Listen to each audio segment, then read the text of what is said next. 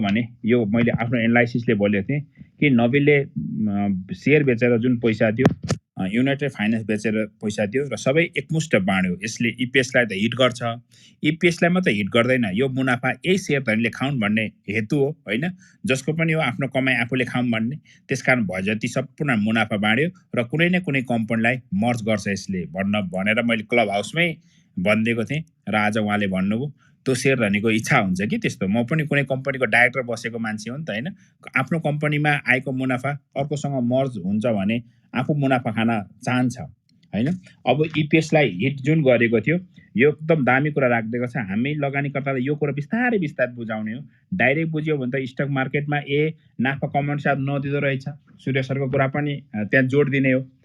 के हो भने अब स्कुलमा जो नयाँ सेयर बजारमा आउनु भएको छ उहाँहरूलाई कम्पनीले मुनाफा दिन्छ, बोनस दिन्छ, क्यास दिन्छ, यस्तो दिन्छ भन्ने थाहा नै छैन होइन। हामीले त्यस्तो ठाउँमा भेट्यौँ नि त। एक कम्पनीको सेयर त सट्टापट्टा गरेर किनबेच गर्दा बढेर घटाए मात्रै पो होला नाफा भनेको त। कम्पनीले मुनाफा दिएकोमा नाफामा भाग लिनु पर्दो रहेछ।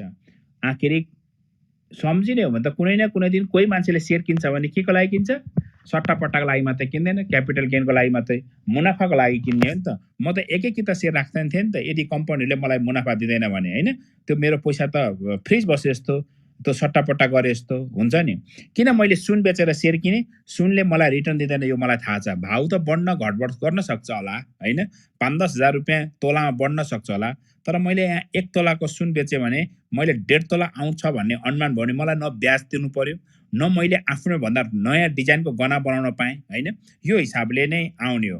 अझ काठमाडौँ भेल्लीमा हुनुहुन्छ भने तपाईँको भेल्लीको घर कुनै साइडमा 4 करोड वा 5 करोड पर्छ, तर त्यस्तै साइड अन्ततिर जाने हो भने 3 करोडमा आउँछ भने त्यस्तो घर बेचेर त्यो 3 करोडको किन्नुहोस्। मेरो भनाइ त 1 करोड रुपियाँ बजारमा हाल्नुहोस् होइन, 8-10 वर्षको लागि त बजारमा हाल्नुहोस्, त्यसले राम्रो फन्ड त्यत्रै घर निकाल्दिन सक्छ कि तपाईँलाई स्टक मार्केटले होइन। हामीलाई निकालिदिएको छ। अब आजको भोलि भन्ने पक्षमा म छैन होइन।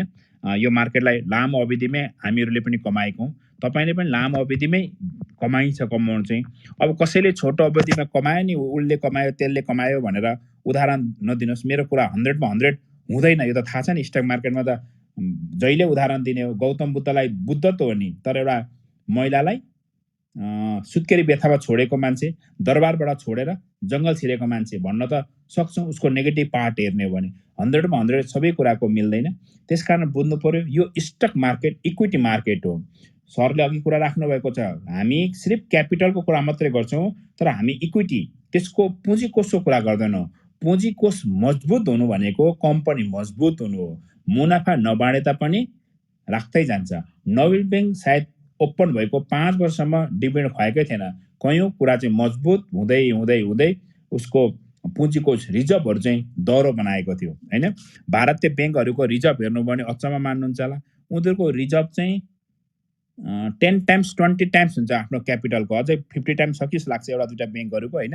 50 टाइम्स 100 टाइम्स रिजर्भ नै 100 टाइम्स राख्ने के होइन। हामी चाहिँ क्यापिटलको बराबर मात्रै, कसैको डबल भएको एउटा दुईवटा मात्रै ब्याङ्क छ डबल भएको, नत्र धेरै। नोबेल ब्याङ्कको पनि आफ्नो हेर्ने भए कति छ भने नोबेल ब्याङ्क निकालिरहेको छ मैले ल। नोबेल ब्याङ्कको रिजर्भ 14-15 अर्ब मात्रै रहेछ होइन। 18 अर्बको क्यापिटल, 15 अर्ब जतिको रिजर्भ। यस्तो रिजर्भहरू चाहिँ घट्यो। किन घट्यो? हामीलाई त्यहाँबाट बोनसको पर्सनहरू दिँदै जाँदा पुँजीको पर्सन बढ्यो अनि रिजर्भको पर्सन चाहिँ घट्यो। सही कुरा चाहिँ के हुन्थ्यो? स्ट्रङ कम्पनी हुनलाई यो।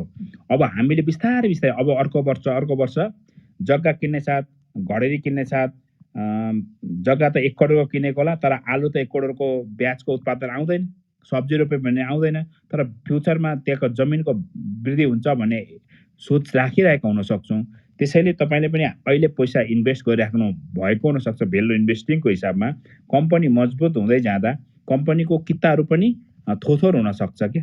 एकैचोटि बोनस दिँदा त किताहरू बढ्दै जान्छन्। हामी हाई क्याप पनि भो भन्छौँ, वा नम्बर अफ सेयर बढ्यो तर number of investor buyer shareholder बढेन भने एउटा दुईटासँग मात्रै सेयर रहँदै जाँदाखेरि ठुलो किताहरू हुनसक्छ। तथापि अब त्यस्तो दिनहरू चाहिँ सकिन्छ जस्तो लाग्छ। हामी 60-65सम्म त 8-10 हजार मानिस थियौँ भने त्यसपछि 2-2.5 लाख 3 लाख मानिस आयौँ।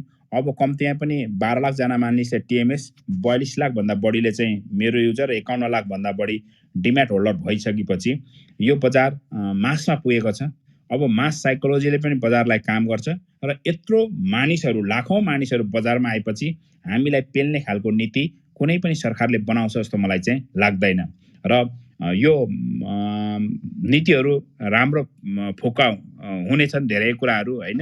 र स्टक मार्केट पनि एउटा सम्पत्ति हो, यसमा हालेको शेयर, यसमा ज्ञान चाहिन्छ, धैर्यता चाहिन्छ, अनुशासित लगानी गर्नुपर्छ। सकभर आफ्नो फ्री मनी भनेको बचतको पैसा चाहिँ इन्भेस्ट गर्न सक्यो भने लामो अवधिमा कमाइयो भने मुनाफा हुन सक्छ भन्ने हिसाबले हामी अगाडि बढौँ भन्ने मलाई लाग्छ। यदि बजारले यो 2260 को लो ब्रेक गर्यो भने यसले अझ त्यो 2200 अस्तिको 2260 बाट 10% को लो हान्न सक्छ भन्ने सम्झिनुपर्छ।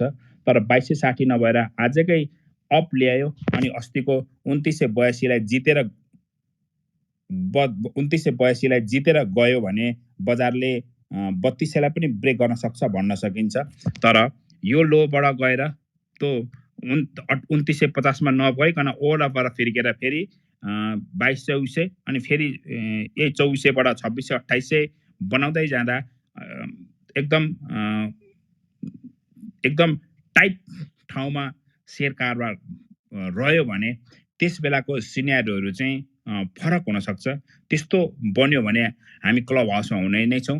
त्यसले कतापट्टिबाट ब्रेक गर्छ हैन, ती कुरा चाहिँ हामी अनुमान गर्छौं कि टेक्निकल पनि हामी हेर्छौं। सायद त्यो बन्नलाई टाइम लाग्छ, त्यो हुनलाई भदौसम्म टाइम लाग्छ। मलाई त्यस्तो लाग्छ कि त्यसले ब्रेक गर्दा अप माथिकै ब्रेक गर्छ भन्ने अनुमान गरिरहेको छु कि यो मार्केटमा तपाईहरु आत्तिनु चाहिँ भएन। जो नयाँ हुन्छ, लाखौं मान्छे बजारमा प्रवेश गर्न चाहिँ चाहेको छन्, लाखौं मान्छे अहिले पनि हैन। उहाँहरुसँग पैसा छ नि त। विश्वमा बसेका नेपालीहरुले पनि 2 लाख 4 लाख रुपैयाँ स्टक मार्केटमा हेरेका छन्। बजार घटेको छ भने अमेरिका पनि घटेको छ हैन, भारत पनि घटेको छ, संसारका धेरैवटा देशमा स्टक मार्केट घटेको छ यो टाइममा। उहाँहरुको घटाइ हाम्रो पनि यहाँ घटेको छ र नेपालको शेयर बजारमा पनि नेपालीहरु जो युएस मा अस्ट्रेलियामा भएका व्यक्तित्वहरु पनि मलाई चाहिँ यो मेसेजमा पठाइराख्नु भएको छ कि अब हामीसँग नेपालमा नागरिकता छ, के गरेर कसरी सुरुवात गर्ने भनेर। 2 लाख 4 लाख 5 लाख यसरी जाने र माससँग जहिले भनेछ 20 लाख मान्छेसँग 4000 किता होल्ड गर्यो भने हाम्रो स्टक मार्केटमा अब आउने बोनसलाई नजोड्ने हो भने सबै ड्राई नै हुन्छ। सबैसँग शेयर चाहिँ होल्ड हुन्छ। जम्मा लगभग 8 अर्ब त्यही 20-22 करोड किता मात्रै छन् हामीसँग हैन। स्टक मार्केटमा त्यति धेरै किताहरू चाहिँ छैनन्। हामी सिर्फ कन्ज्युम गर्ने व्यक्तित्वहरू, लगानीकर्ता चाहिँ अलिक थोर छौं। हामीसँग होल्डिङ क्षमता छैन। हुन पनि होला, नयाँ व्यक्ति त आउनु होला, सबले ट्रेड गरेर कमाउने हो भनेर सबले स्टक मार्केटमा ट्रेडको लागि रूपमा आउनुभयो। 90% ट्रेडर भएर आउनुभयो। ट्रेडर 90% हुँदा पनि 90% को अरु 70-80% जति हैन ले पैसा कमाउन सक्नुहुन्न। यो मैले भनेकै हुँ हैन। बजार अप एन्ड डाउन खेल्छ। लामो अवधि दीर्घकालको लागि बजारमा सोचेर आउनुस्, अवश्य पनि बेनिफिट हुन्छ। यहाँसम्म मलाई सुनिदिनु भएकोमा सम्पूर्ण साथीहरूलाई धेरै धेरै धन्यवाद। र प्रकाशजीले जुन प्रश्न गर्नुभयो, यो प्रश्नको लागि पनि उहाँलाई धन्यवाद। याद गर्नुहोस् प्रकाश सर, स्टक मार्केटमा सिर्फ पोलिटिकल सिचुएसनले छिनमा तलमाथि गर्ला, छिनको लागि रहला, तर लङ टर्म हेर्ने भए दीर्घकालको लागि हो भने पोलिसी नै हो। पोलिसी राम्रो बन्यो भने, पोलिसी बजार मन्त्री बन्यो भने हुन्छ। हामी पो पहिला 12-15 हजार लगानी गर्दा थियो र राज्यले पनि पेल्ने खालको नीति बनाउँथ्यो हैन। एक प्रकारले त्यसबेला विशेष गरी धनीलाई अनि मारवाडीलाई हेरेसमेन्ट गर्ने नीति वा उहाँहरुको वचनले घोचेपछि पैसाहरु आउट निक्लेपछि बजार तल झर्यो। त्यस्तो अवस्था अहिलेको बजार चाहिँ छैन। त्यसैकारण धेरै प्यानिक हुनु भएन। जे गति लस भयो यसलाई एक प्रकारको शिक्षा हो भन्नु पर्यो। अलिकति महँगो ट्युसन फी पढिएछ स्टक मार्केटमा भन्ने हो र हामीले पनि गुमाएरै सिकेको हौं। हामीले गुमेपछि मात्रै मान्छे पढ्ने हो हैन। संसारमा ठेस लागेपछि मात्रै हामी आमा भन्ने हो। अलिअलि केही न केही बिराम भएपछि मात्रै हामी हस्पिटल जाने हो कि केही नभइकन सधैँमा चाहिँ हामी बडी होल बडी चेकअप गर्न गइहाल्दैनौं कि हामीलाई केही भयो भने मात्रै जाने हो। तपाईहरु आउनु भएको छ, मार्केटको बारे बुझेर जानुहोस्। यो इक्विटी मार्केट हो। यो इक्विटी मार्केटमा हामी पुँजीको मात्र नभएर पुँजी कोष दरो भएको कम्पनीहरुसँग रहने र लामो अवधिमा हामीले कमाउने। यो नै संसारको सबैभन्दा बेटर भेल्यु इन्भेस्टिङ शैली हो र यो शैलीमा रहनु पर्यो। तातै खाउँ जल्दी मरौँ छिट्टै कमाउँ यो हिसाबले नजानु होला। जो मान्छे यो बजारमा करोडपति भएको देख्नु भएको छ नि स्टक मार्केटबाट एउटा दुईटा प्लेयर यो वर्ष भए हैन यो पल्ट भए टाइकुनहरू जन्माउँछ भन्ने त मलाई थाहा थियो।